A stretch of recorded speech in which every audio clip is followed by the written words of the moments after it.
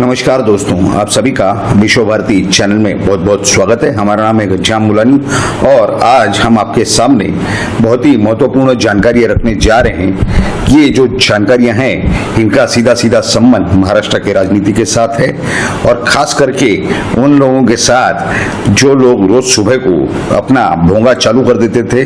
सुबह 9 बजे हो, दोपहर के 12-1-2 बजे हो, उसके बाद शाम को फिर 5-6-7 के आसपास हो।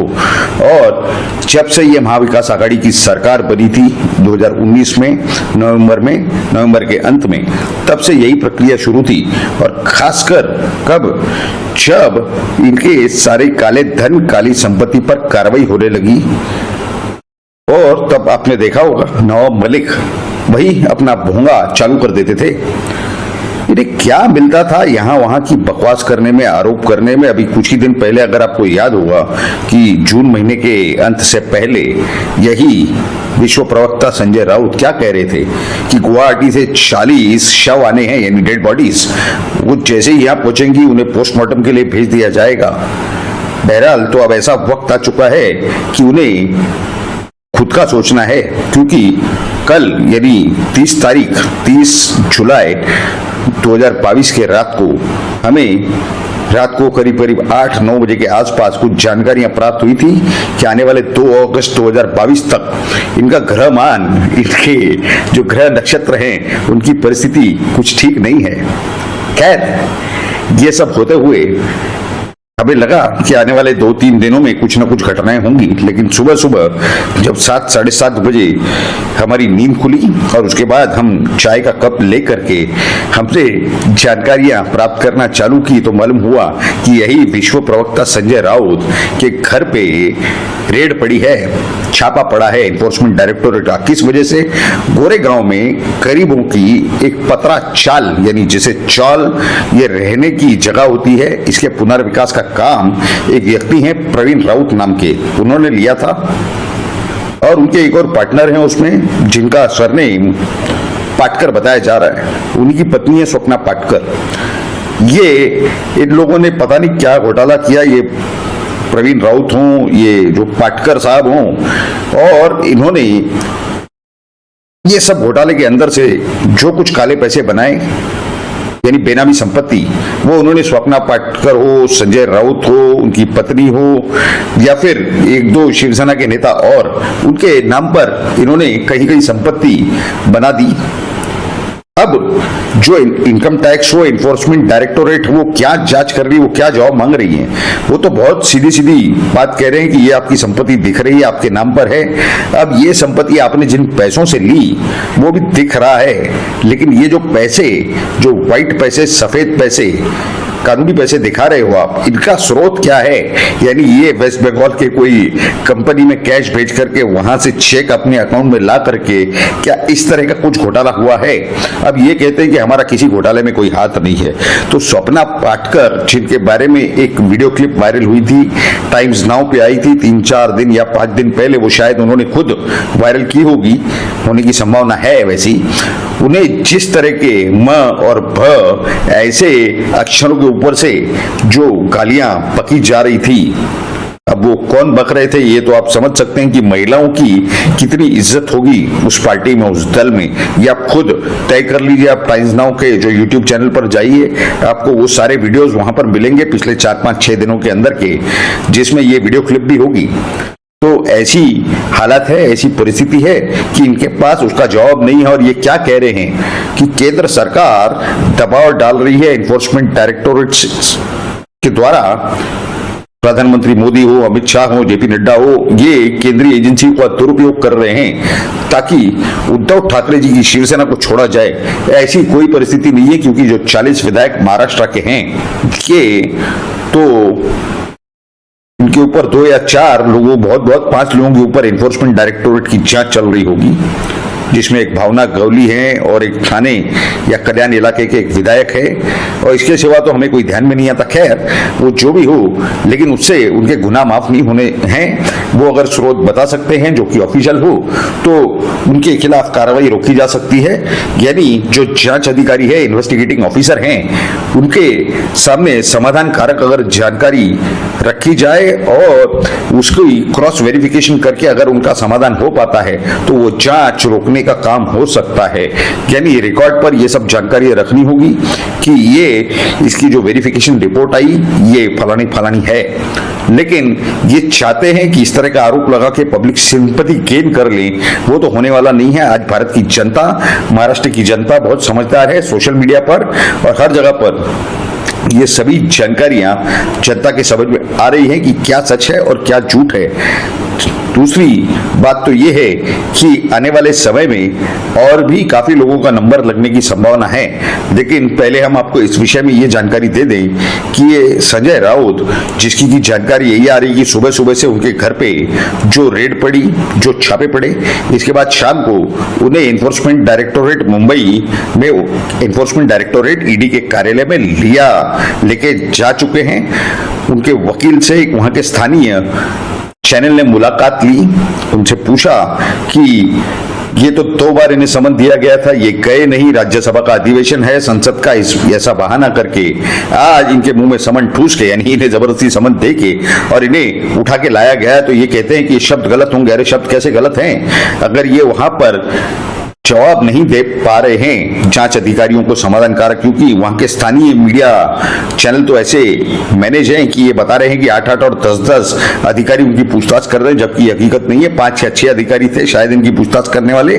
बाकी अधिकारी जो हैं वो उस छापे में लगे हुए थे। काफी सारा डिजिटल एविडेंस, डॉक्यूमेंट्री एविडेंस यानी डॉक्यूमेंट्री सबूत या डिजिटल सबूत उन्होंने जमा किया है, उन्हें प्राप्त हुआ है। उस विषय में ये जब समाधान कारक जवाब नहीं दे पा रहे हैं तो इन्हें कहा गया कि आप समन लीजिए और हमारे साथ चलिए। अगर ये उसका विरोध करते, उसे नकार देते तो हो सकता है कि उनकी जगह पर गिरफ्तारी हो जाती। अब जब इन्हें ईडी ऑफिस में लाया जा चुका है तो जो हमें कल रात में जानकारियां प्राप्त हुई थी, यानी वो परसों की जानकारियां थी, उस हिसाब से ये लगता है कि इनका समाधान कारक जवाब नहीं मिलने की हालत में आज रात में, या हो सकता है कि कल सुबह में या फिर कल पूरे दिन में इनकी गिरफ्तारी होना लगभग तय है।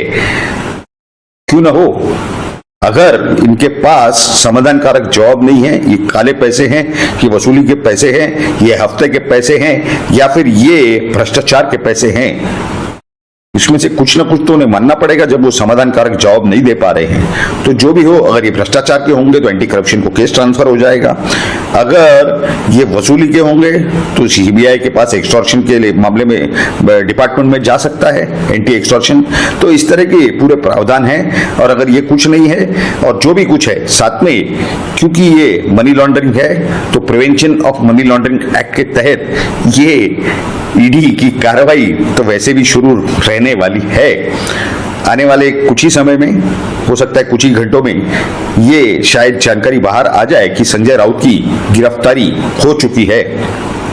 इनके बाद अब किसका नंबर लगने की संभावना है, तो कई सारे सूत्रों के द्वारा जो जानकारी अब प्राप्त हो रही है उससे ये लग रहा है कि जो महाराष्ट्र के पूर्व मुख्यमंत्री श्री उद्धव ठाकरे जी, जिनके हाथ से शिवसेना ये नाम और उनके पार्टी का जो चुनाव चिन्ह है ये निकल जाने वाला है आने वाले कुछ ही दिनों के अंदर। उनके बहुत ही करीबी जो महाविकास आघाड़ी में मंत्री भी रहे, ऐसे श्रीमान अनिल परब, इनका नंबर लगने की पूरी संभावना बताई जा रही है। काफी सारे नाम तो वैसे चर्चा में है। माधव पाटनकर जो श्रीमान उद्धव ठाकरे जी के साले साहब बताए जा रहे हैं, आदित्य ठाकरे जो कि इनके उद्धव ठाकरे जी के सुपुत्र बताए जा रहे हैं, लेकिन हमें नहीं लगता कि ये दोनों तीनों पर कोई भी तुरंत कार्रवाई होने की संभावना है। और अब रेलवे के पटरी के अंदर एक और उनके कोई सांसद यानी शिवसेना के सांसद भी आते हुए दिखाई दे रहे हैं। यानी हो सकता है कि अनिल परब के बाद उनके एक और सांसद के ऊपर कार्रवाई हो, जो कि अभी तक श्रीमान उद्धव ठाकरे जी के साथ हैं। वो अब पटरी के अंदर ट्रेन के रास्ते में बीच में आने की कोशिश करते हुए दिखा रहे हैं। यानी ईडी के जांच के बीच में किस तरह से ऑब्स्टेकल या हर्डल क्रिएट करना और इसे राजनीतिक स्वरूप देना, इस तरह के वक्तव्य पिछले 10-12 घंटों में, बल्कि ये जब से एकनाथ शिंदे 2/3 विधायक लेकर के अलग हुए हैं, उसके बाद से उन्होंने राजनीति खेलना शुरू कर दिया है। उनका नाम भी अरविंद सावंत बताया जा रहा है। तो क्या अनिल परब के बाद में अरविंद सावंत के ऊपर भी कार्रवाई होती है या नहीं, ये तो वक्त ही बताएगा।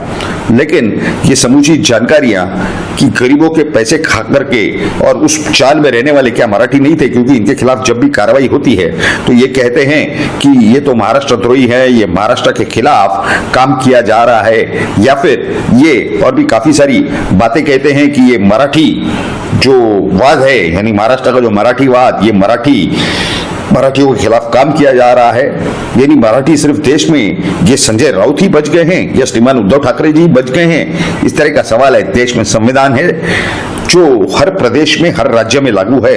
आप उस संविधान के तौर तरीकों को छोड़ के, यानी जो संविधान, पवित्र संविधान डॉक्टर बाबा साहेब अम्बेडकर जी ने कष्ट करके ड्राफ्ट कमेटी के साथ बैठ करके बनाया और उसे कॉन्स्टिट्यूएंट असेंबली में उसे पास कराया, उसके अंदर का जो मूल है, यानी भारत की जनता का हित, भारत की संस्कृति का हित और भारत के जो जनता है वो सबसे ऊपर और सबसे आगे है, यानी उनका हित ये सबसे पहले है, यानी देश हित।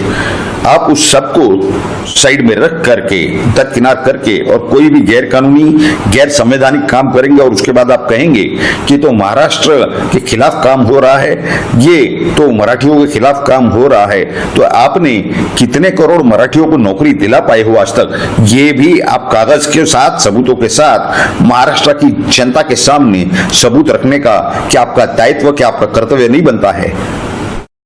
जब आपको महाराष्ट्र की जनता ने जनादेश दिया कि आप भारतीय जनता पार्टी के साथ सत्ता में बैठे, तो आपने क्या किया? उस जनादेश को ठोकर मार के आप राष्ट्रवादी और कांग्रेस पार्टी के साथ में जाकर के आपने सरकार स्थापन की, सत्ता में बैठे।